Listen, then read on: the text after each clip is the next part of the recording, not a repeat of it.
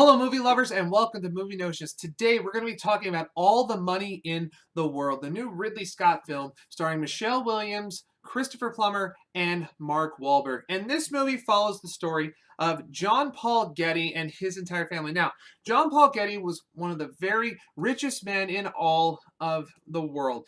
He is the first one that ever made, or he's the first person to ever on record make $1 billion, and he made that through oil sales and everything like that.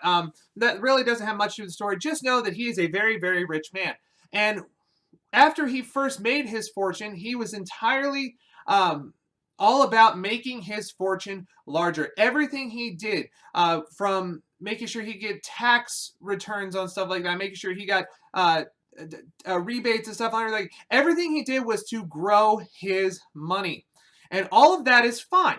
Okay, once again, I've said before, just like in The Godfather, it's no business of mine how a man makes his fortune. If he wants to do that, that's totally up to him. That's his life. But where the problem comes with this one is his grandson, John Paul Getty III, gets kidnapped.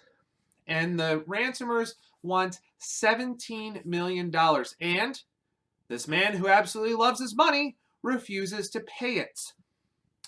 And before all of this, there was some family drama going on to where John Paul Getty II and the wife, played by Michelle Williams, have split up. So that's not really a thing. And she took custody of the kids. So it's really a bad tension there. And when she goes to get the money or to request the money, absolutely not. And that is the start of the entire story. Mark Wahlberg comes in as sort of a crisis management lawyer type situation, trying to mediate between not only Michelle Williams' character and Christopher Plummer's character, who's John Paul Getty, but also between the kidnappers and everything. And it's just a real sort of dynamic between the ones.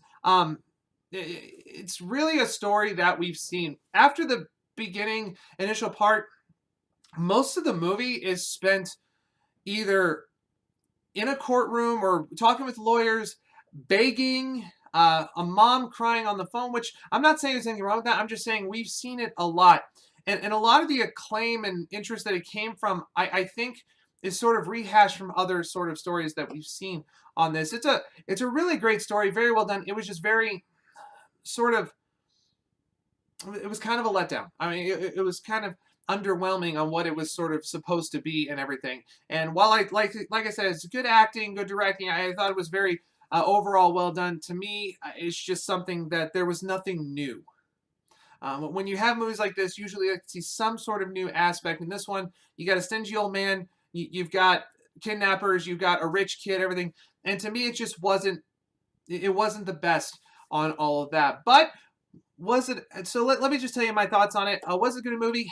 I'm going to have to give it an because it's just, I didn't like it. There wasn't much to it more than just a kidnapping thing. And I know this one was based on historical events, so they can't really change the history. But other ones, just, it didn't do anything. Was it entertaining? No, it just wasn't entertaining. It wasn't a good movie. It wasn't that entertaining. I felt drug along. There was a couple times I was actually checking my watch, and one time I looked down, I was like, it's only been 45 minutes.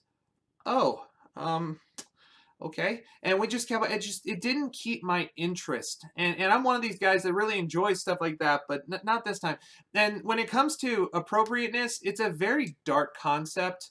And there's a lot of things to it. There was one scene, no spoilers there, but it was really meant for a mature audience from a sort of graphic perspective on stuff like that. So I would have to say, if you're going to go see this or take someone to go see it, make sure they're much older, probably 16 or 17, and make sure they have a strong stomach. I myself felt queasy at times throughout all of this. So, but anyway, that's my review on All the Money in the World. Not the best film. Like I said, some good acting, good screenwriting, just a couple choices here or there, and just the overall, nothing new. So, but you still probably should check it out if you want to, maybe on a matinee or a second run or something like that. But anyway, guys, if you like what you're seeing, please be sure to like, comment, subscribe down below. Thanks for watching. God bless all of you, and that's a wrap.